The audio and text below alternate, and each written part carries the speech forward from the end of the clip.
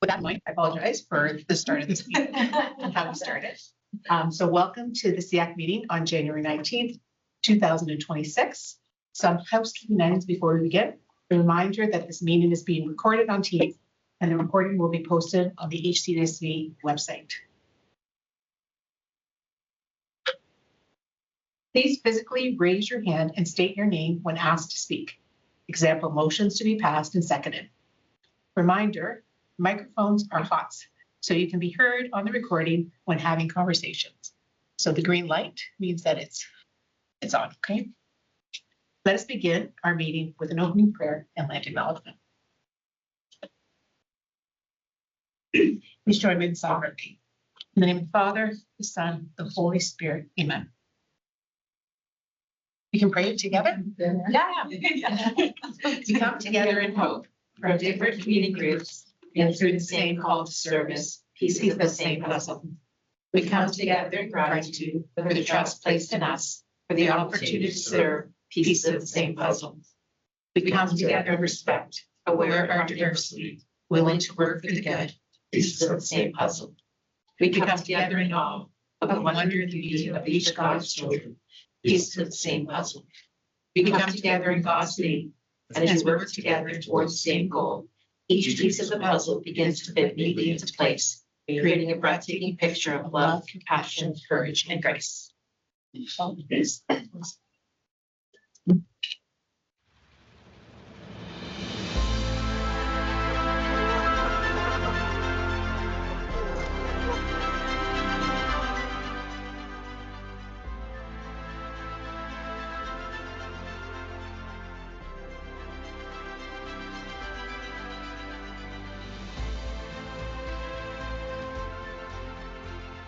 As we know it today is rich in the history and modern traditions of many First Nations in the Métis, from the lands of the Anishinaabe to the Attawandaron, the Haudenosaunee, and the Métis.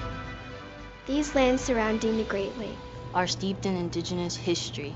As we gather today on these treaty lands, our Catholic social teachings call us in solidarity with our Indigenous brothers and sisters. So honor and respect the four directions: lands, waters, plants, animals, and ancestors that walked before us. All these wonderful elements of creation exist, gifted to us by our Creator God. We acknowledge and thank the Mississaugas of the Credit First Nation for being stewards of this traditional territory.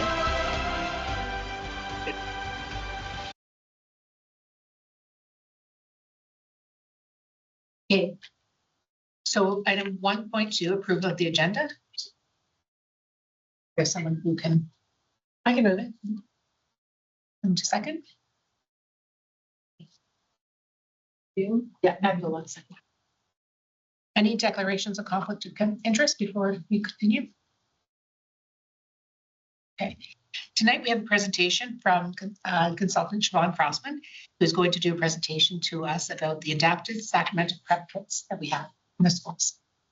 Hey, Siobhan. Thank you, Nancy. Good evening, everyone. Thank you for having me. So as Nancy mentioned, my name is Siobhan Crossman, and I am the Religion and Family Life Consultant for our board, K through 12, as well as the Secondary Literacy Consultant 9 through 12, and I service Bishop Reading Family and Schools for Student Achievement Planning. So thank you. I just wanted to begin just by highlighting, I have the kit here, so if you would like afterwards to take a look at it, or I can pass it around or whatnot, I'll leave it here for now. And then if you want to take a look at the contents, I can open it up as well. Okay, next. So every child deserves the opportunity to develop a relationship with God. Jesus said, "Let the children come to me and do not prevent them, for the kingdom of heaven belongs to such as these," from Matthew 19:14. And I just want to highlight Blessed Margaret of Castello. Her feast day is April the 13th. And she is the patron saint of the poor and anyone dealing with a developmental disability or a physical challenge. So as we may be aware, we are aware parents have the first responsibility for the education of their children, and that's directly from the Catechism of the Catholic Church, section 2223. So all baptized persons with disabilities have a right to active catechesis and deserve the means to develop a relationship with God from the National Directory for Catechesis from the United States Conference of Catholic Bishops. And our board, the Halton Catholic District School Board, our unique God-given children of our church are in need of our careful accompaniment, attentive to diversity and learning needs. So what does the church teach about persons with disabilities? So this is directly from the Directory for Catechesis, section 269. The church has a twofold responsibility to ensure persons with disabilities are educated in their faith and consider those with disabilities as active subjects in our church community. They are also called to the fullness of sacramental life from birth all the way up through natural death. So we have a universal call to holiness, and that universal call to holiness is through the grace of receiving the sacraments. The church continues to affirm the dignity of every human being and to grow in knowledge and understanding of the gifts and needs of her members who live with disabilities. So here in our board, we have adaptive faith formation, and this is one of the purposes of the adaptive sacramental prep kits. And essentially, your child's educator, as well as the administration in your child's school and your school community, understands and knows and values the fact that every child in front of them are unique with his or her own special talents and abilities. And with our diverse learners, it's even more important to teach to a child's strengths and to help them learn and grow in their faith. Recognizing a child's uniqueness sometimes requires adaptations to typical learning situations. So in our board, we meet every child where they're at in their learning, academically, spiritually, and emotionally. The adapted learning kits for sacramental preparation are available to help individuals with autism and other special needs enter fully into the faith experience, preparing them for the sacraments and helping them to live their lives as participating members of our Catholic Church. Sacramental kits are available for reconciliation, for the first Eucharist, Holy Communion, and for making confirmation.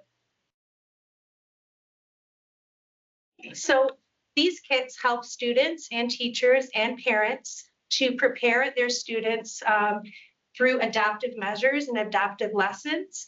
And they help to enable students with special needs to be able to be fully engaged in preparation for the sacraments and the celebrations. And it's our commitment in our board for inclusive education. And this is reflected, this initiative is reflected in our dedication to the dignity and inclusion for every single learner in all of our Catholic schools, 48 elementary and 11 secondary schools across the Halton region.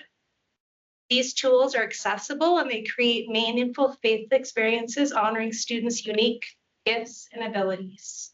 And it also fosters and aligns with our Catholic values and our pillar of belonging, in which we support every child's faith journey. So they reflect and support our students with diverse learning needs in the following three ways. We ensure full participation in sacramental preparation for students with diverse needs. These kits reflect our Catholic commitment to dignity, equity, and inclusion. Seriously. Here we come back. What are we doing?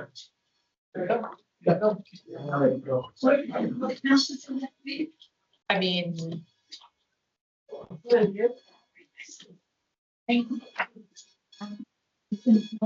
That the alarm, can you hear it, guys? At home, the alarm is going again. We're gonna blow the fire until that's back. Yeah, So if you want, I don't, it's not mine. I don't, the will of the committee. I'm okay either way. You guys want to reschedule? You want to sit in your car for 9 months? Okay, so our adaptive sacramental kits help to ensure full participation of our students, preparing them for the sacraments or diverse learning needs, reflecting our Catholic commitment to dignity, equity, and inclusion. And they're meant to support families and educators in creating meaningful faith experiences. So once again, our educators and staff are meeting children where they're at and within their own learning needs. They matter because they're inclusive, and they help students to be fully engaged spiritually within our community. There's some concrete learning tools, which I'll show you in a moment, and they're very tangible. So they're meant to be used by teachers as well as parents at home with helping prepare our students. They also foster a sense of belonging so that children understand that they are a part of our faith community and they're affirmed in their faith. And we are recognizing where they're at and helping them to prepare for the sacraments. And they're consistent, faith-filled experiences. So it's meant to, again, foster that homeschool parish connection, which is so important for Catholic education. Maggie? So every child is called to experience the sacraments fully and meaningfully. The kits provide sensory-friendly, accessible tools for prayers and rituals, and they align, as I mentioned, with our pillar of belonging. We are a community that accompanies all learners.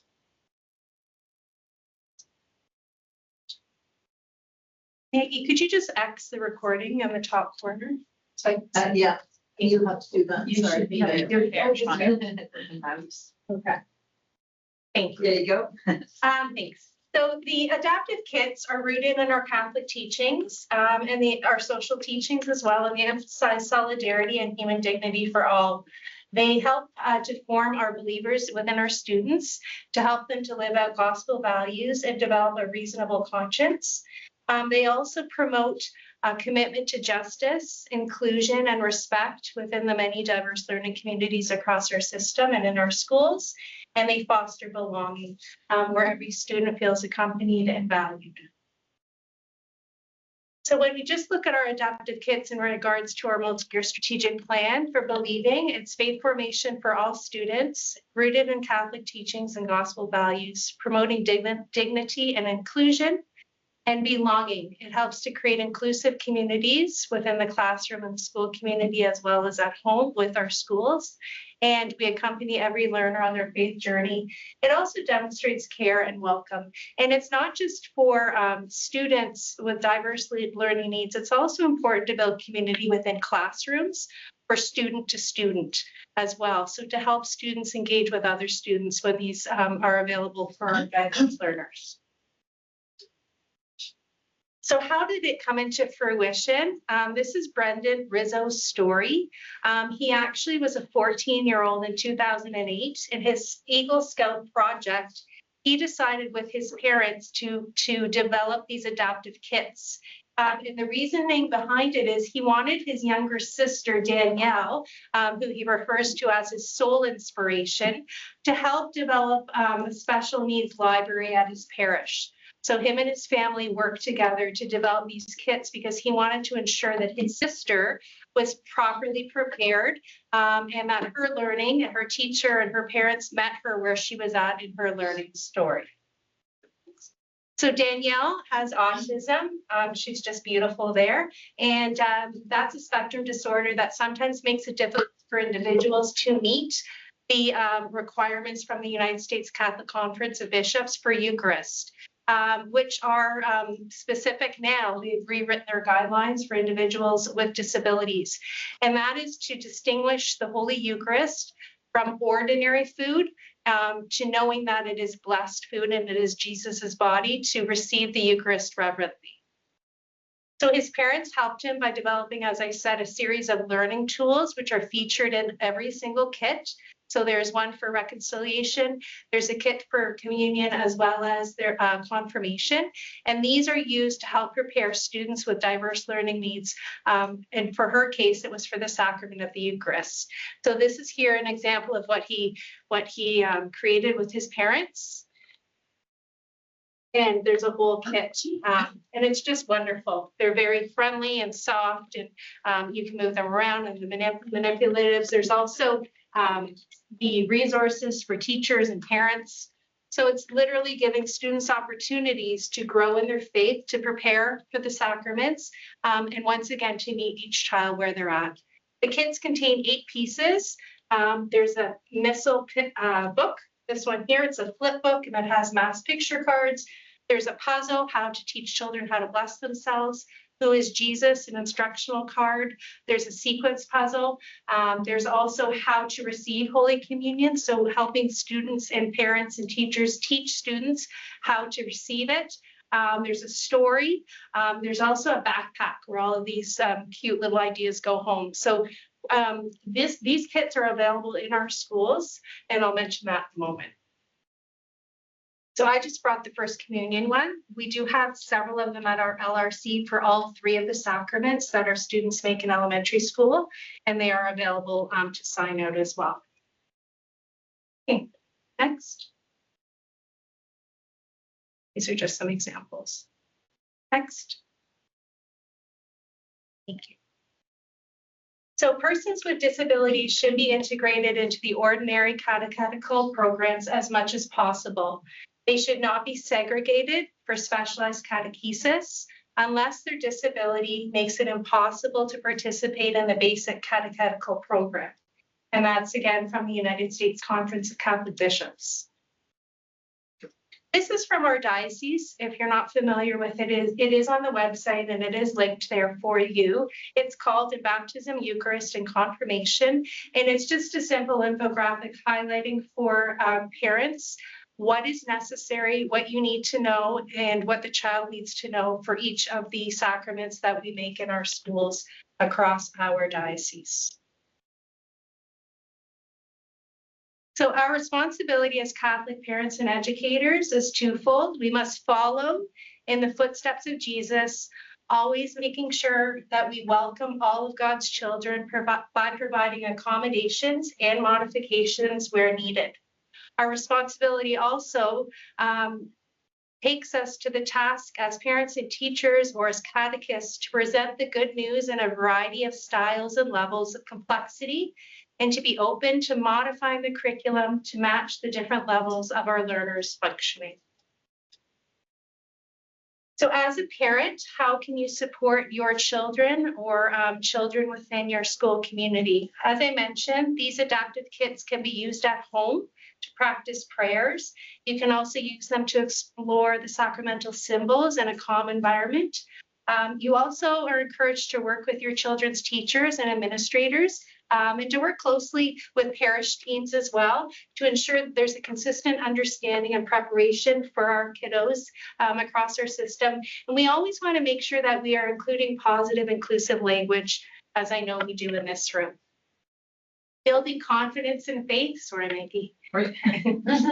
Engagement helps the children to build their confidence and their deep faith connection because the activities are maybe more at their level or what they're more comfortable with. And it also provides an opportunity to continue to build community and to accompany our students through homeschool and parish supports. So next steps, perhaps, if you're interested, the kits are available through our schools, as well as through our Learning Resource Center. Linda Murray is the manager of our Learning Resource Center, and I brag about our Learning Resource Center across many circles that I am in provincially, because we at our board really have the best Learning Resource Center out of many, many boards and the most supportive staff. So those kits are available for parents as well as teachers to take out through the Learning Resource Center, as well as if you reach out to your pastor at your church in partnership with them. They also are familiar with the kits as well, and they're more than happy to work with you as parents within your families and your school communities. You can request the kits by contacting your child's teacher or the special education resource teacher, and if they're not available in schools, like I mentioned, they are available through our Learning Resource Center. There's many copies that can be signed out, as well in partnership with our special education department, which we have an amazing team here, except when the fire alarms go off. But they provide continuous support to ensure effective use of kits and sacramental preparation. So under Riona and Cassandra and their amazing department, we actually did a presentation in the fall to all of our CERTs, our special education resource teachers across the whole system with regards to the sacramental adaptive kits. And we have seen an uptick in them being used in our schools. So I think it's also was just an awareness piece that they're actually there to help support our students. So each one of us has a different way of understanding things. but each of us has the ability to know God. I just wanted to highlight one more thing for you before I depart. There's a sensory-friendly mass in our diocese, and it's at Mary, Mother of God, which is a parish in Oakville. It's basically Dundas and Trafalgar area, 8th line area, and they hold a sensory-friendly mass on the second Sunday of every month at 3:00 p.m. And this is for young Catholics or old Catholics with sensory sensitivities. So the mass includes low lights, some softer music, shorter homilies, and the freedom to move around or stim. And they invite anyone to bring earphones, fidget toys, or whatever supports that you would like to bring for your child or members of your family. They welcome anyone and everyone across our diocese to attend, and it's actually highlighted as well on our Diocese of Hamilton website. I have been to the sensory mass when I taught grade 2 with some of my students, and it's just the sense of community at the mass is just phenomenal and beautiful. So I encourage you to go and just to try it out if you can. And finally, I just want us to remind ourselves the reason why we do the work that we do with our students. We always want to make sure as parents and educators and administrators that we are including our students in an inclusive faith experience. And these adaptive kits help to do that. It also helps to remind ourselves that we always are honoring the dignity and the special gifts that each and every one of our students has, their God-given gifts and talents. It also emphasizes our compassion and equity as amazing educators in our board, which also reflects our values of compassion, solidarity, and our commitment to equity and inclusive education. And then it also reminds us that we are including our students in many, many inclusive spaces. So students feel that they belong in their classrooms and their schools, and that in turn will help them to grow as little Catholics, young Catholics, and have meaningful participation in the sacraments and preparing for those. So every child deserves to encounter Christ in a way that honors their dignity and their unique gifts. And in the words of Pope Francis, let us thank all those who teach in Catholic schools, including parents, because you are the primary teacher of your children. Educating is an act of love. It is like giving life. So if you have any questions after, it's a lot to digest. If you have any questions, feel free to reach out to me, the board. I'm happy to email you or jump on a call and chat with you. If you're having difficulties locating any of the resources or anything like that, just feel free to send me an email and I'm happy to help. Or if I can't find the answer, I will certainly help to find someone who knows the answer. So thank you. Thank you for having me. Thank you. Did anyone have any questions? There's a comment there from Mandy. You see that there, Margaret? There was a comment from Mandy. Oh, Mandy says, amazing. I've seen these kits in action. They are well done. Wonderful. Thank you for the presentation. Thank you. I had a question. It's around my head. I know I was gonna ask. Is it okay through you? Is there a link to these on our board website? So the tangible kit is linked through the LRC, the Learning Resource Center. So if teachers want to have them and they don't have, so individual principals have purchased them for schools. Okay. But if there's a need for them in your school specifically, you reach out to your administrator. They may be able to purchase them through school generated funds, or alternatively, there's a lot of kits at the LRC that are available for sign out, and you wouldn't have a problem, I'm sure, getting one through there. But basically, the teacher would go onto the Learning Resource Center. There's a link. They could sign it out under your name, a parent's name. Yeah. I was just thinking more for parents as a resource, like if they clicked on our SEAC, and I just didn't know. It's a great resource, right? So yeah, we could link it that way for sure. Yeah. We could just like an awareness piece is this. That's what I'm thinking. There's a number of families, I think, over the years. I mean, this kind of came up from a parent here at SEAC who had brought up their experience. So anyways, just might be another way for parents to see that that's something available. Yeah, absolutely. I yeah. can work with Linda Murray about that. That'd be for sure. amazing. Yeah. This is wonderful. Thanks, Siobhan, so much for presenting this. It's great. Thank you for having me. I'll get out of here before the Fire alarm. Thanks for keeping me warm, Siobhan. Sharing your coat. Okay, moving on to the agenda. We're moving to the approval of the minutes from the December 15th meeting. You had an opportunity to review the minutes. Are there any questions or concerns with minutes? So, motion to approve the minutes from December 15th, 2025. Right? Oh. Thank you, Marco. Thank you. Marco seconded. Thank you, Mark. Thank you. So there's no business arising from previous meetings, and there's no policies to review tonight. The next action item is the election of the chair and vice chair for SEAC. So we will now proceed with the election of the chair and vice chair for the period of January 2026 to December 2026. Should a vote by secret ballot become necessary this evening, the special education coordinator will act as a scrutineer while I tabulate the ballots. Members will cast his or her vote by means of a paper ballot, and the ballots shall be counted.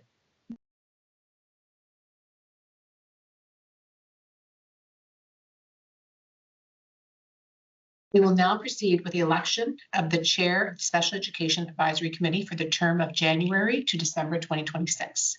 I'm officially calling for nominations for the chair of the Special Education Advisory Committee for the term of January 2026 to December 2026. I'd like to nominate Trustee Aggie as chair.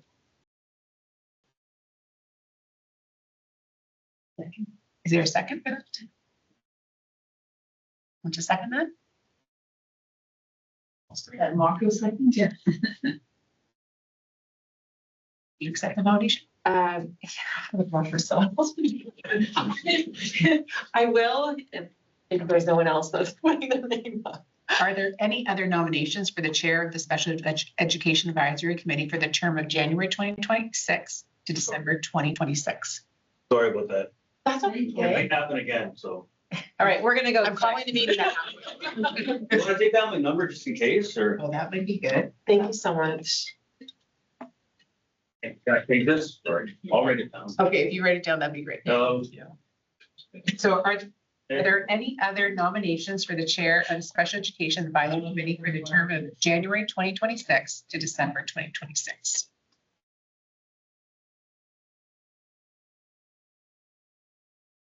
No, anybody online? No. I am now making a final call for nominations.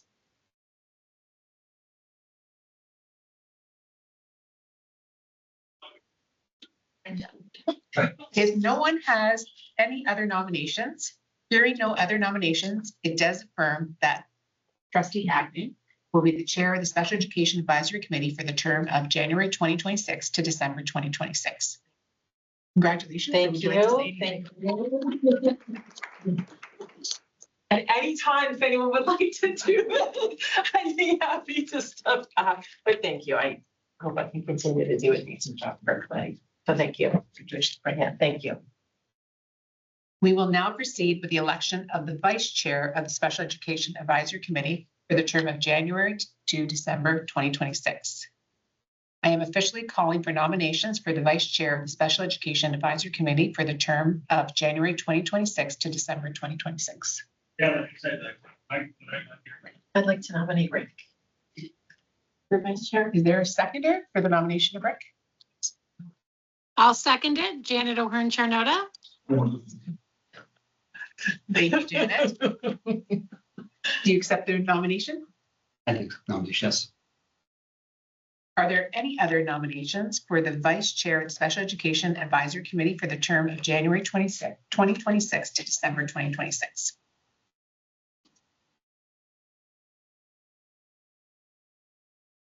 I'm now making the call for the final nominations. Are there any other nominations?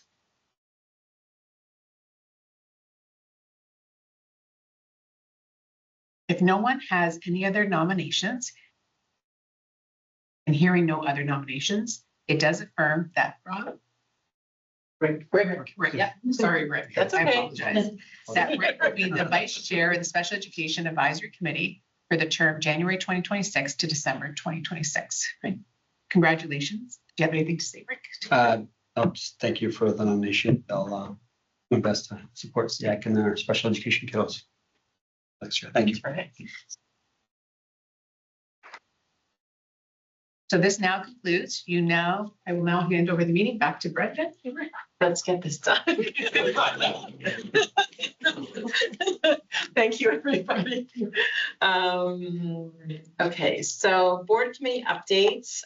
We don't have any board committee updates that I know of. I know that there is a equity and inclusion meeting coming up this week, Thursday, so then that will be on our next meeting. And I'm not aware of any other meetings at this time. We have the Spirit of Inclusion meeting that'll be happening in the next few weeks, so there'll be an update from that. So I think we're good for item number 8. For item number 9, which is communication to SEAC, I will pass this over to Trustee O'Hearn Zernata, who is online. Thank you for joining us. Janet, if you wouldn't mind giving us the trustee report this evening. Thank you so much. I'm so sad I can't be there in person and experience 2 fire alarms with you. I really have a bit of FOMO about that, but I'll move on. So it's my privilege to be able to talk about what's happened since our last meeting on December the 15th. So a few updates. The board did approve the appointment of Sarah Jackson, who's representing Autism Ontario for the term of December 2025 to November 2026. Congratulations. We did get a senior staff update, and we did approve 3 policies at the last board meeting.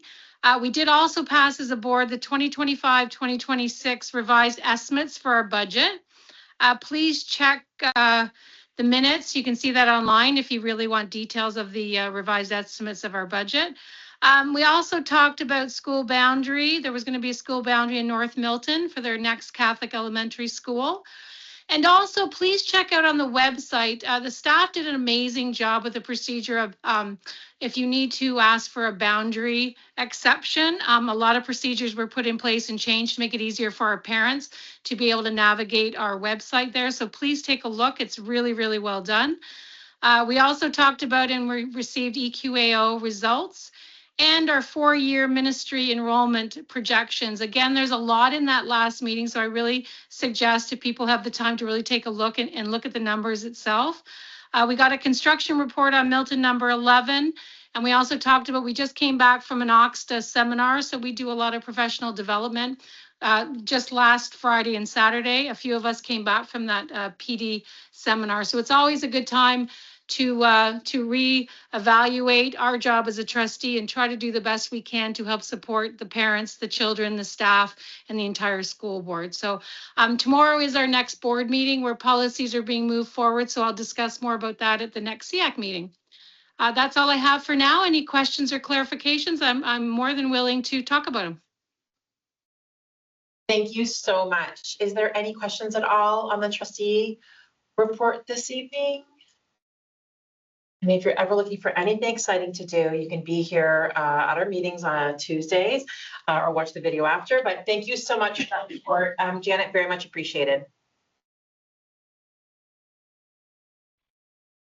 Moving on to item number 9.2, which is the superintendent report. And this evening we have Superintendent D'Onofrio to provide the superintendent report. So please, over to you. Brenda. So this is from the staff on behalf of Cassandra that I'm sharing this report. So I know that you all received all of this in the package, so I'll go through it. Not maybe every item, and then I'll do my best, but the team is here who can speak to the things if I don't have the answers. Okay, so welcome back and Happy New Year. Official welcome to the newest members for Autism Ontario. The alternate rep is Sarah Jackson and parent at large, Marco. In recognition, so there is the list of many things that are happening throughout the board that we are highlighting through January and February. The Spirit of Inclusion Award nominations closed on December 19th. And there's the link in the package you got around Project Search. There was like an interview with CTV that happened in December. Okay, so you may want to check that out. So those are the dates that we will highlight as a board through the month of January and February. Student supports, programs, and celebrations. So the CTK Family Schools in Georgetown. I have Resolve Foundation, a registered Georgetown-based CRA charity dedicated to advancing disability inclusion.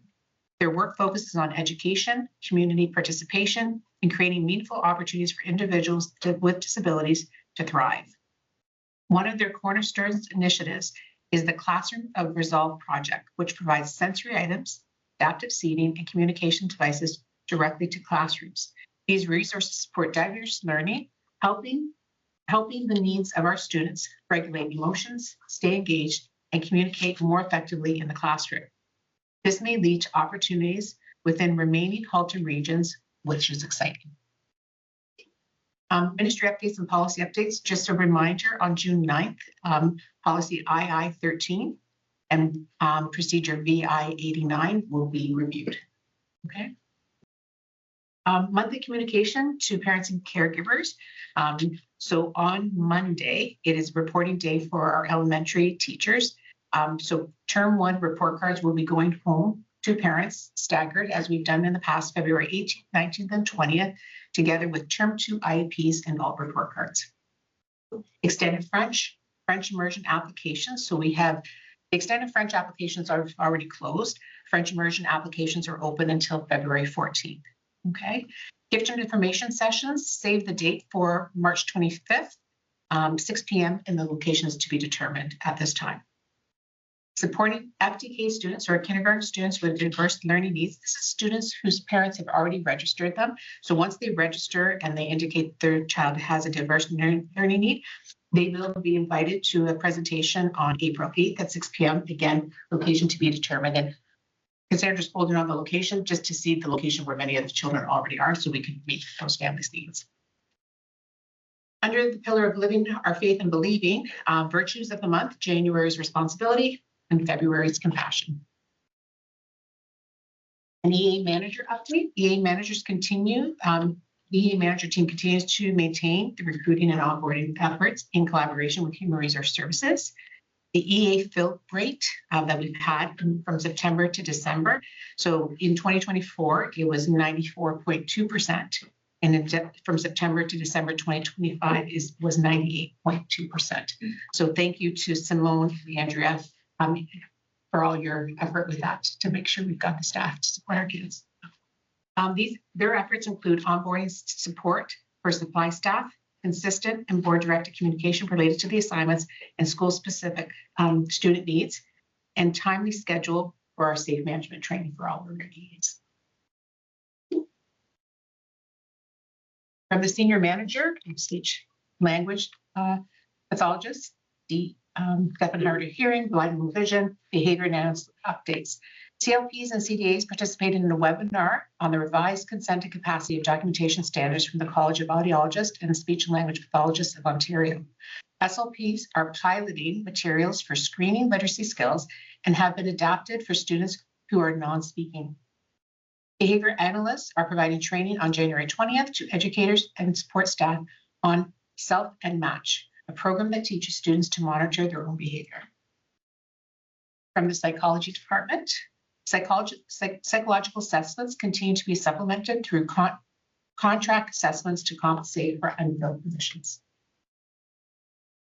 From the CYC department, CYCs are continuing to facilitate our newest social emotional learning SEL programs, such as Second Step K-8 SEL, Second Step Grade 3 to 5 Bullying Prevention Unit, K-12 Speech SEL.